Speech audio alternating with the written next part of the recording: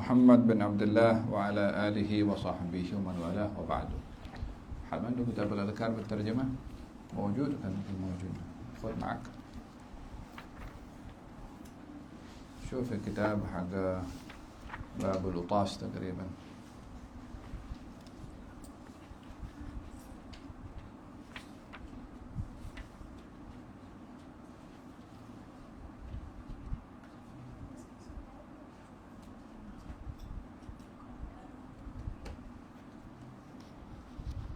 نحن وصلنا إلى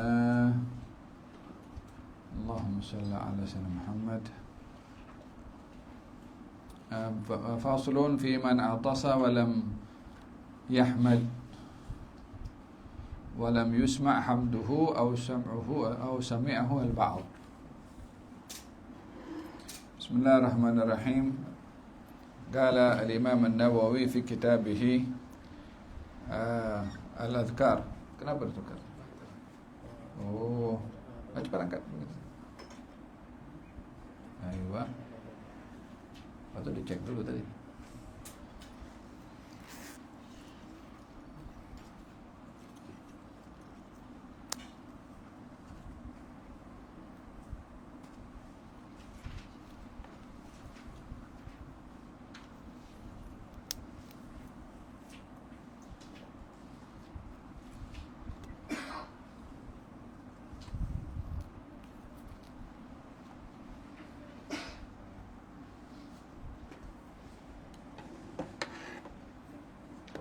Mohsen.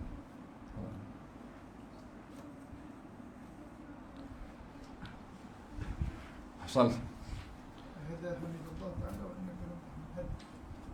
في من عطس ولم يحمد أو حمد ولم يسمع حمده أو سمعه البعض. قال إذا عطس ولم يحمد الله تعالى, kalau ada orang bersin kemudian tidak menyebut alhamdulillah, faqad qaddamna annahu la yushammad. Yani kita sudah sebutkan sebelum ini, kalau orang bersin tidak mengucapkan alhamdulillah, maka kita tak perlu untuk menyebutkan yarhamukallah. Wa kadza law hamidallaha ta'ala wa lam yasma'hu al-insan lam yushammidhu. Demikian kalau dia memuji kepada Allah Ta'ala tapi dengan suara perlahan, dia bersin, dia puji, alhamdulillah, tak ada orang dengar, adakah perlu menyebut yarhamukallah? Katanya la yushammituhu, tidak perlu untuk menyebutkan yarhamukallah. Sebab orang yang dia menyebutkan yarhamukallah itu memenuhi hak orang yang memuji kepada Allah. Dan kalau memuji kepada Allah mesti didengar oleh orang lain supaya dapat tunaikan haknya. Kalau tidak, macam mana nak tunaikan hak kalau tak tahu? Kalau dia yang bersin tak membuat sebab agar supaya haknya ditunaikan, yaitu dengan memuji kepada Allah Subhanahu wa ta'ala dengan mengucapkan alhamdulillah. Fa in kanu jama'atan fasami'ahu ba'dhum duna ba'dhin fal mukhtar an yushammituhu man sami'ahu duna ghairihi. Kalau ada ramai, kemudian orang yang bersin tadi mengucap alhamdulillah didengari oleh sebahagian. Ya, ini ada ramai orang, keduanya di sinilah. Yang belakang sana bersin alhamdulillah. Itu alhamdulillah. Saya tak dengar, yang lain tak dengar, orang sebelah saja dengar. Macam mana? Fal mukhtar an yushammituhu man sami'ahu duna ghairihi. Yani yang mendengar kena menjawab yarhamukallah, yang tak mendengar tak perlu menyebut yarhamukallah. Wa haka Ibnu al-Arabi khilafan fi tashmit alladhina lam yasma'u al-hamda idza sami'u tashmit sahibihim faqila yushammituhu.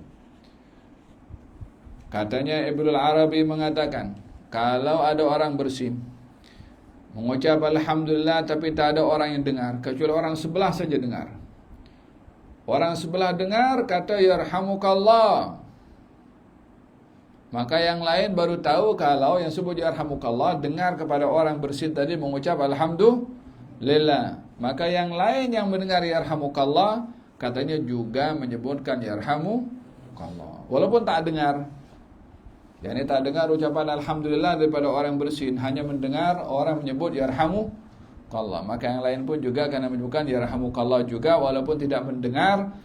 Cukup dengan kesaksian orang pertama yang sebut yarhamukallah sebagai saksi, untuk yang lain juga menyebutkan yarhamukallah. Faham tak? Li'annahu arafa utasahu wa hamidahu bitasmiti ghairihi wa qila la. Pendapat yang kedua tidak cukup yang mendengar sahaja. Li'annahu lam yasma'hu. Wa'lam annahu idza lam yahmad aslan yustahabbu liman indahu an yudzakkirahu alhamda, hadha huwal mukhtar. Ketahuilah, bila orang yang bersin tadi tidak menyebut alhamdulillah, dianjurkan kepada orang di sekelilingnya untuk mengingatkan, qul alhamdulillah. Faham tak? Jangan dibiarkan aku tak perlulah sebut yarhamukallah, pasal itu tak sebut alhamdulillah. Kita justru kita remind kepada orang tu, qul ya alhamdulillah, supaya orang bersin tadi mengucapkan alhamdulillah dengan beberapa sebab. Yang pertama, dia melakukan yang sunnah, karena orang bersin disunahkan menyebut alhamdulillah. Yang kedua, dia mensyukuri nikmat Allah karena bersin menghilangkan penyakit. Yang ketiga, orang bersin disenangi oleh Allah, sehingga kalau dia bersin mengucapkan alhamdulillah, dapatlah itu mahabbatullah. Yang keempat, mendoakan kepada orang yang bersin tadi dengan doa yarhamukallah, maka itu bahagian daripada kebaikan yang kita lakukan kepada kita punya saudara. Faham dong? Wa qad rawayna fi ma'alim as-sunan lil Khattabi wa nahwahu 'an al-Imam al-Jalil Ibrahim an-Nakhai, wa huwa min bab an-nasiha wal amr bil ma'ruf wa ta'awun 'alal birri wat taqwa. Mengingatkan kepada orang yang bersin tadi tak mengucap alhamdulillah adalah menasihati kepada dia, mengajak kepada kebaikan dan bekerja sama dalam kebaikan dan ketakwaan. Wahada juga kita dianjurkan untuk membuat yang terbaik kepada kita punya teman, untuk tidak hanya melakukan kebaikan untuk dirinya sendiri. Yani kita bila berbuat baik jangan sorang-sorang.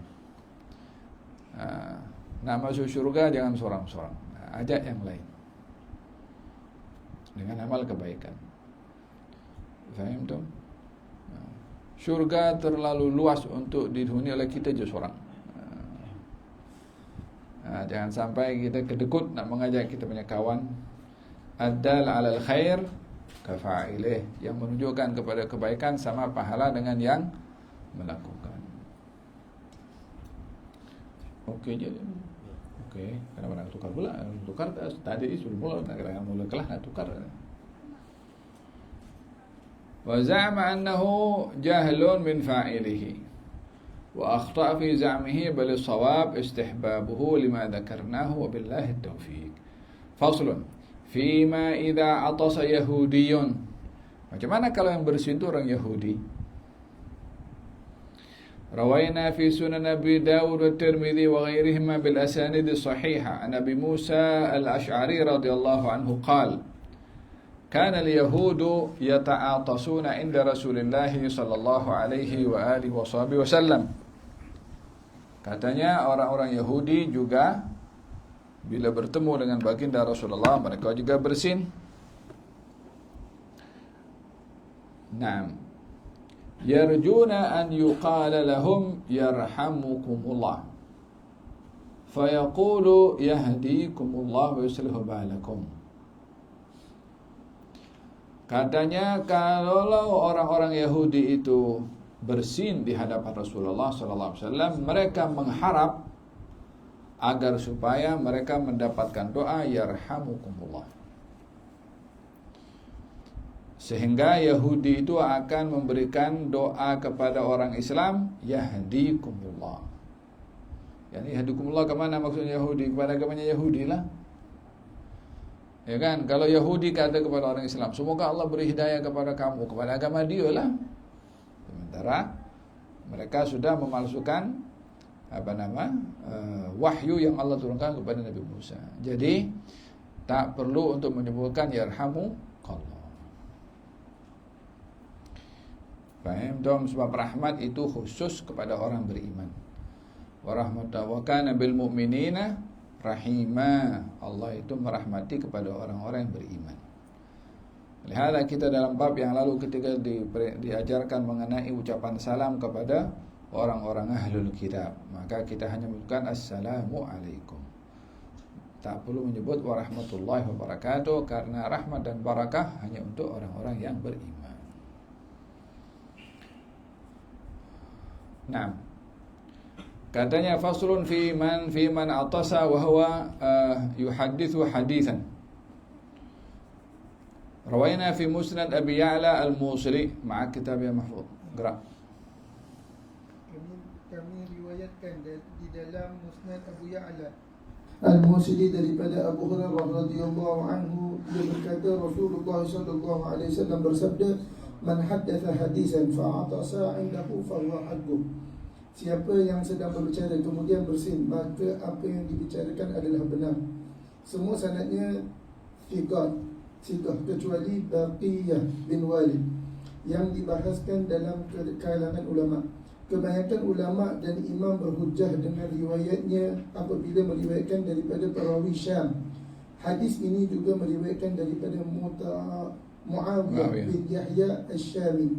Sementara itu tentang menguap disunatkan untuk seboleh mungkin menahannya berdasarkan hadis sahih yang telah kami kemukakan sebelumnya. Disunatkan juga untuk meletakkan tangan di mulut ketika menguap. Kami riwayatkan di dalam Sahih Muslim daripada Abu Sa'id Al-Khudri radhiyallahu anhu. Dia berkata Rasulullah sallallahu alaihi wasallam bersabda, "Idza tatha'aba ahadukum falyumsik biyadihi ala famihi, fa inna asy-syaitana yadkhul." Artinya, apabila salah seorang daripada kamu menguap, hendaklah meletakkan tangannya di mulutnya, kerana syaitan boleh masuk dari situ. Menurut saya, baik menguap ketika waktu solat atau selainnya disunahkan untuk menutup mulut dengan tangan. Orang yang sedang solat makruh hukumnya meletakkan tangan di mulut dalam solatnya apabila tidak ada keperluan yang mendesak seperti menguap dan yang sepertinya. Wallahu a'lam.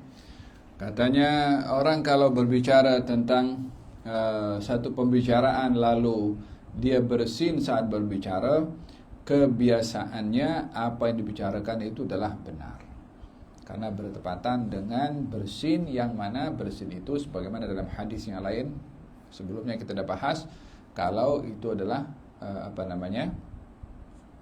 keadaan yang disenangi oleh Allah Subhanahu wa taala. Walaupun ia bukan menjadi satu mutlak kepada orang kalau bersin. Kalau bicara orang fasik macam mana, kalau bicara orang kafir macam mana, ya kan? So disesuaikan pada keadaan orang yang berbicara saat berbicara, yakni pada kebiasaannya. Apa yang dibicarakan itu adalah perkara yang benar karena menempati keadaan yang Allah sukai, yaitu bersin. Berbeza dengan orang yang menguap. Katanya kalau orang menguap seboleh mungkin ditutup atau ditahan. Ditahan maknanya tidak sampai mulut terbuka. Ya, kita selalu mendengar kalau tengok Haimar, Syekhana Haimar, kalau menguap kadang-kadang ditahan. Kecuali kalau sudah ditahan pun masih lebih kuat menguapnya, barulah dia akan tutup dengan tangan kiri pada bagian zahir. Kalau bersin tunduk ke bawah sambil ditutup macam ini, supaya tidak sampai kena kepada orang lain. Wa katanya idza tathaba ahadukum, kalau seseorang itu menguap maka tutup dengan tangannya, sesungguhnya syaitan boleh masuk melalui mulutnya. Apa maksudnya syaitan masuk melalui mulut? Ada beberapa penafsiran. yakni syaitan memasukkan tipu muslihatnya kepada orang yang menguap, kerana keadaan menguap itulah peluang bagi syaitan untuk mengganggu kepada orang itu. Sehingga al-kaid, tipu muslihatnya itu dimanfaatkan oleh syaitan saat orang menguap, berupa waswasah, tidur, baring, tutup mata, supaya kalau tidur baring apa semua, la salat wala zikir wala mutala'ah wala, so terlepas peluang-peluang yang baik itu. Bermula daripada perbuatan menguap, di situ syaitan memasukkan dia punya tipu muslihat. هذا الحين خليه يجيب البطارية الحين وبيلك هذا اللي شغالة هات اللي اسمه ممكن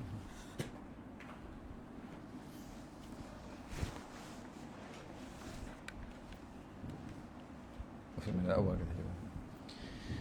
Hadza berkenaan dengan menguap. Katanya, makna yang kedua adalah diambil daripada makna yang hakiki. Makna yang hakiki, makna yang hakiki adalah syaitan masuk, memang masuknya. Maksudnya di situ ada ruang di mana syaitan boleh mengganggu kepada manusia, dan peluang-peluang tertentu syaitan untuk masuk mengganggu ketika orang itu menguap. Walhada bil hadis inna syaitan yajri fi jasad bani Adam majra ad-dam. Katanya syaitan ini masuk mengalir di tubuh badan anak-anak Adam umpama aliran darah. Ketika ditafsirkan demikian oleh Rasulullah SAW merujuk kepada satu peristiwa. Baginda Rasulullah di waktu malam jalan berdua dengan istrinya Siti Safiyah. Kemudian berselisih dengan dua orang sahabat Nabi.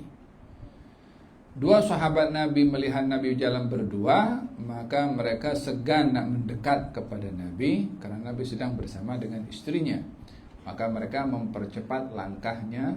Lalu baginda Rasulullah memanggil kepada keduanya, ala rislikuma, tunggu sekejap, jangan laju-laju, tunggu. Maka mereka mendekat atau didekati oleh Rasulullah. Kata Rasulullah mengatakan, itu perempuan yang jalan dengan saya adalah istri saya, yakni Safiyah. Nabi bukan mahu memperkenalkan istrinya kepada orang lain. Untuk apa istrinya Nabi dikenalkan kepada dua sahabat Nabi? Itu tak ada kena-mengena. Tapi tujuannya adalah untuk tidak ada perasaan buruk sangka daripada dua sahabat Nabi yang boleh terlintas dalam benak hatinya, itu perempuan tadi siapa ya? Kalau sudah beritahu dulu Nabi itu istri saya, maka akan hilang rasa keraguan-raguan. Maka sahabat tadi mengatakan, ya Rasulullah, a'alaika, ya Rasulullah, takkanlah aku pada engkau nak buruk sangka, engkau Nabi, takkanlah engkau jalan dengan perempuan lain. Kata baginda Rasulullah SAW, saya khawatir kamu diganggu oleh syaitan, karena syaitan itu mengganggu kepada anak Adam, umpama aliran darah dalam tubuh badan anak Adam. Yani ini tubuh badan ini sebagaimana setiap organ dilalui oleh darah, syaitan itu akan mengganggu kepada anak Adam pada seluruh organnya. Pada matanya, pada telinganya, pada kakinya, pada perutnya, pada kemaluannya, pada faham dong? Bermula daripada mana? Bermula daripada hati yang diganggu oleh syaitan. Min syarri an-naffatsati fil 'uqad, min syarri hasidin idza hasad, min syarri al-waswasil khannas. Al-waswas itu bisikan daripada syaitan. Faham dong? So jadi di sini katanya bila seseorang menguap, tutup supaya tak menjadi laluan kepada syaitan mengganggu kepada anak-anak Adam. Nah, katanya walaupun dalam salat kita diperintahkan juga untuk menutup mulut kalau menguap, atau menahan supaya tidak terbuka mulut ketika menguap. Walaupun hakikatnya orang menutup mulut ketika salat hukumnya makruh, kecuali bila ada keperluan seperti menguap tadi, boleh tutup mulutnya. Wallahu a'lam. Ayo gerak.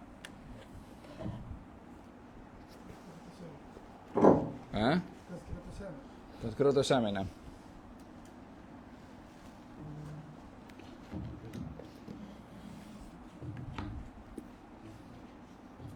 Kitab Tazkiratus Sami wal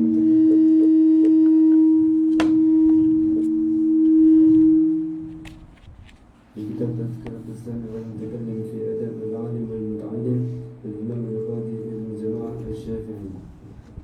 Bab keempat, adab bersama buku. Pertama, berusaha memiliki buku.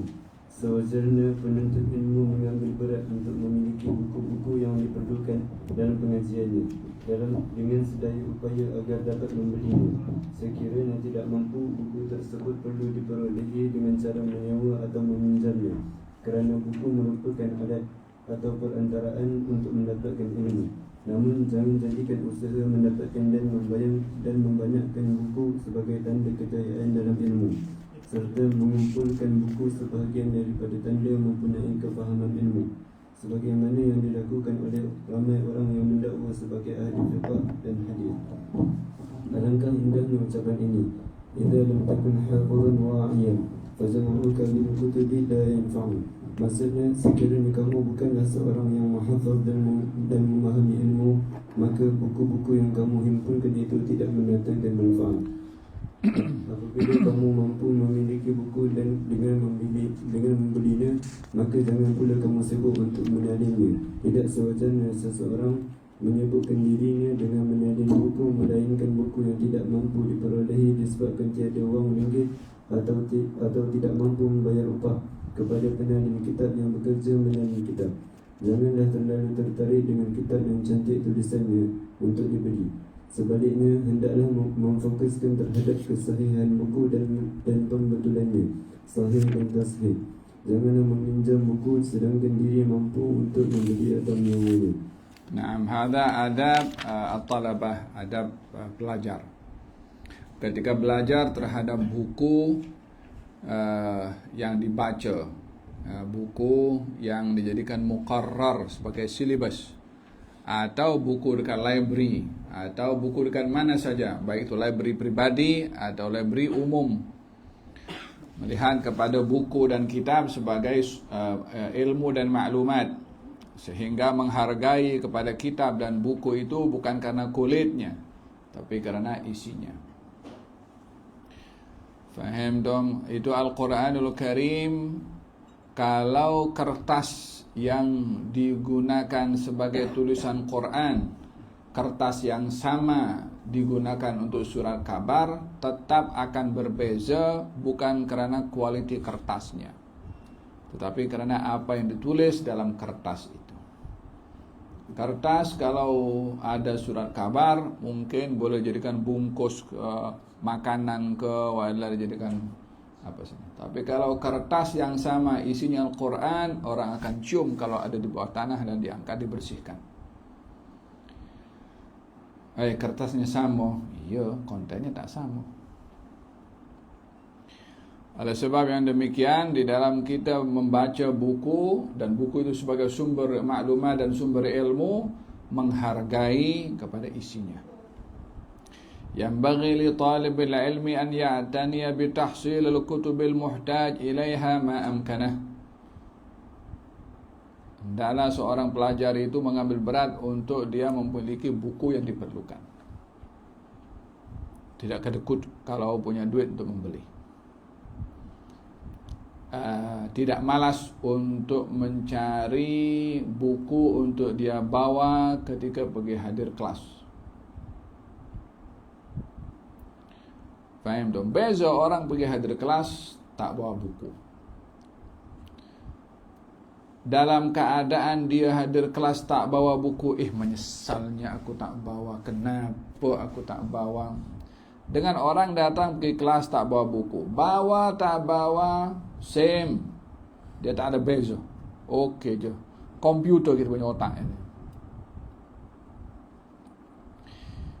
Yang kedua, malas kuadrat double malas. Yang pertama dia, kenapa tak baca buku? Kenapa tak baca buku? Bahagian daripada haqqul ain, haknya mata ini adalah tengok buku baca. Oleh kerana kenapa kita, mana lebih baik kita baca Quran membaca dengan baca Quran menghafal. Kalau kita hafal beberapa surat Quranul Karim, katanya dianjurkan bagi orang yang dia membaca Al-Quranul Karim dengan tujuan membaca adalah menggunakan Quran dibuka dan dibaca. Disebabkan oleh kerana dengan kita membuka Quran yang ibadah, mulut kita ibadah membaca, hati kita ibadah memahami, telinga kita ibadah mendengar, mata kita ibadah melihat. Tapi kalau tujuan membaca Quran itu adalah untuk menghafal, ya, kita tak perlu pegang Quran karena tujuan menghafal. Kalau membaca bukan menghafal namanya. Faham dong? Oleh hada haknya mata atau ibadahnya mata itu membaca. Faham dong? Yanbaghi li talib al-ilmi an ya'tani bi tahsil al-kutub al-muhtaj ilaiha ma amkanah. Syiraan, baik itu membeli, wa illa fa ujratan, atau menyewa, au ariyatan, atau meminjam. Li'annaha alatut tahsil, karena buku itu alat untuk dia mendapat ilmu. Ada buku kita baca dapat ilmu. Faham dong? Oleh kerana buku ini alat untuk mendapatkan ilmu, so kita kena beradab dengan itu buku, menjaga, meletakkan di tempat yang selamat. Jangan main campak buku bila balik ke bilik, macam kita campak surat khabar. Oleh hada kita jangan sampai di madrasah itu nampak buku-buku lama terbiar macam tu. Buku Safinatun Najah ke, wala buku hadis ke, main letak di bawah ke, wala dah lama. Buku-buku yang sudah lama tak dipakai apa semua kumpul jadi satu. Kalau kertasnya sudah banyak koyak, wala kena air, jangan sampai main campak saja letak di bawah itu. Ada firman Allah di situ, ada kalamul Rasul di situ, ada kalamul ulama di situ. Macam mana dia akan mendapatkan ilmu kalau tak hormat kepada sumber ilmu, kepada maklumat yang ada dalam buku? Oleh hada menjaga adab kepada buku dan kitab itu bahagian daripada akhlak yang penting bagi pelajar dalam belajar. Wala yaj'al tahsiluha wa kathrataha haddahu min al-ilmi wa jam'aha nasibahu min al-fahmi kama yaf'aluhu kathirun min al-muntahilina lil fiqh wal hadith. وقد أحسن القائل إذا لم تكن حافظا واعيا فجمعك للكتب لا ينفع. Katanya janganlah kamu sekedar hanya memperbanyak buku,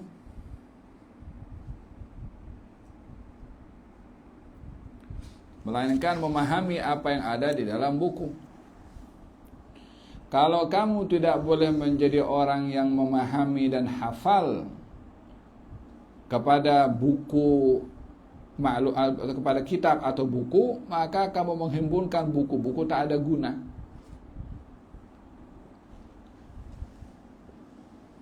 Faham tu? Ramai sekarang orang punya library private, kitabnya macam-macam. Mula beli sampai bertahun-tahun tetap tempatnya macam tu. La dibuka wala mutala'ah wala. Oh, ini saya hanya letakkan dalam Facebook punya gambar dia. Nak bikin takut orang dia. La haula wala quwwata illa billah. Faham tu? Kita sempat pernah juga menjaga satu library di tempatnya Al-Habib Salim bin Ahmad bin Jindan. Itu beberapa buku yang kita tengok tu hampir beberapa sekian halaman ada catatan beliau. Maknanya dia baca bukunya satu rumah itu buku. Tapi dia banyak baca. Bukan jadi pajangan, bukan jadi hiasan saja. Faham tu? Bukan salah beli buku, ialah nanti ada masa saya baca. Naam, walakin kena ada tanggungjawab. Ini buku dibeli untuk dibaca, bukan untuk dipajang. Bukan hanya untuk ambil gambar nak tunjuk kepada orang kita punya private library. Faham tu? Wa idza amkan tahsiluha syira'an lam yashtaghil binaskhiha. Kalau dia boleh dapat buku itu dengan membeli, jangan copy. ولا ينبغي أن يشتغل بدوام النسخ إلا فيما يتعذر عليه تحصيله لعدم ثمنه أو أجرة استنساخه. Kalau tak boleh beli karena mahal, atau tak boleh karena sukar untuk mendapatkannya, okeylah, tak apa, dia boleh kopi. Tapi selagi dia boleh untuk membeli dengan harga yang wajar, beli buku itu. Apalagi sekarang kalau buku-buku sudah ada copyright-nya. Dilarang untuk mengcopy. Biasanya main bantai je, copy je. Babil amanah, kalau ada larangan tak boleh. Sebab yang tulis buku tu dia bertungkus lumus kerja siang malam dia coba ini. Orang lain ambil mudah je untuk copy, dia ambil manfaat untuk kepentingan peribadi.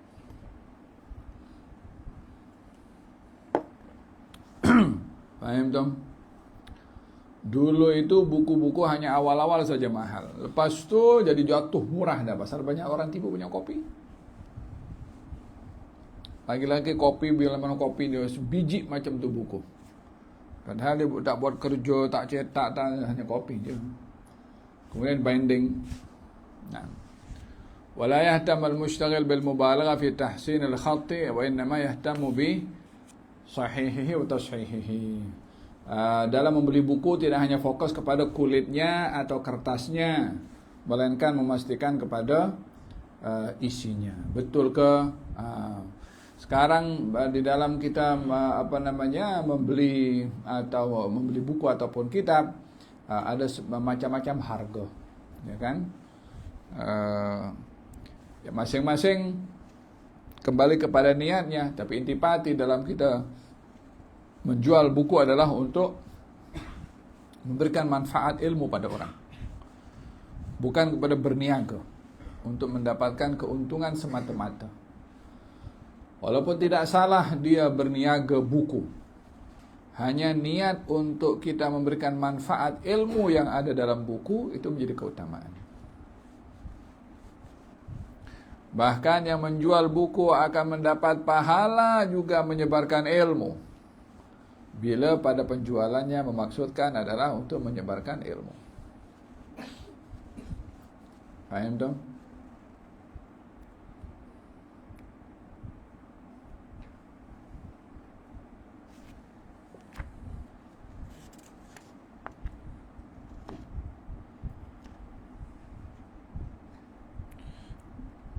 Katanya dalam kita punya masyayikh di Hadramut, katanya dahulu orang-orang itu in fatahul kitab lam yafuthul mihrab, katanya.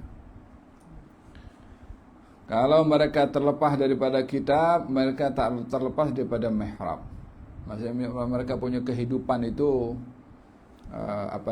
hidupnya dengan buku. Hidupnya dengan buku.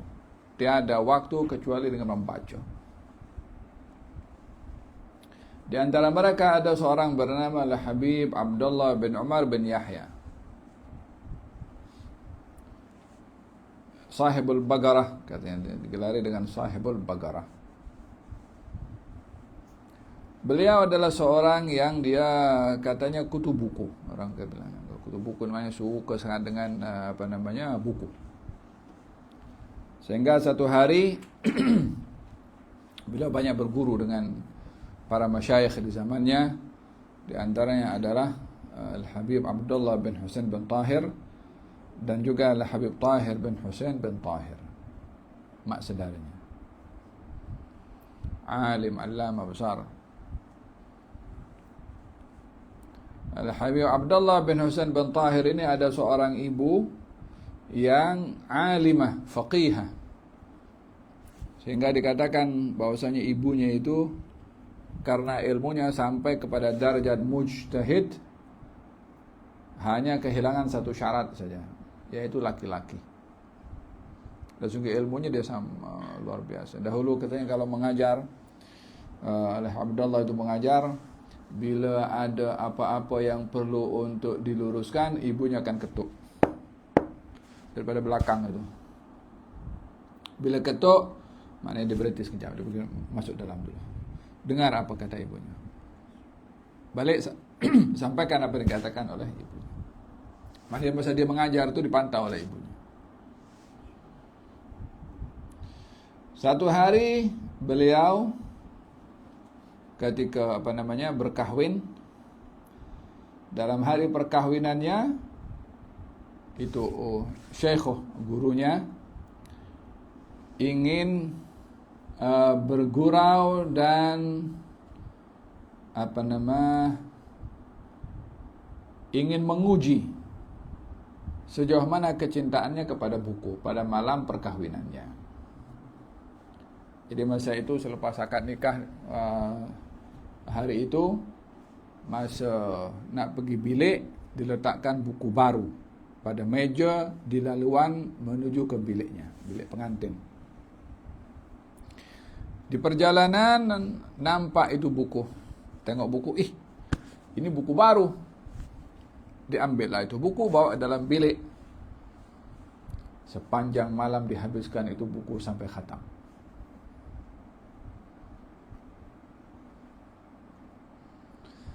Kalau yang lain tak nampak itu buku, nampak pun pura-pura tak nampak dia.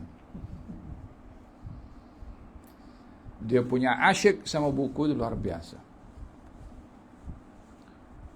Faham Tom? Ini semua perlu kepada kita akan latihan. Latihan untuk suka membaca, yakni melatih suka. Melatih kebiasaan untuk membaca, hatta tak faham, hatta terpaksa. Latih dulu supaya dia suka untuk membaca. Lepas tu dia akan mudah untuk membaca dan tak sedap satu hari kalau tak baca.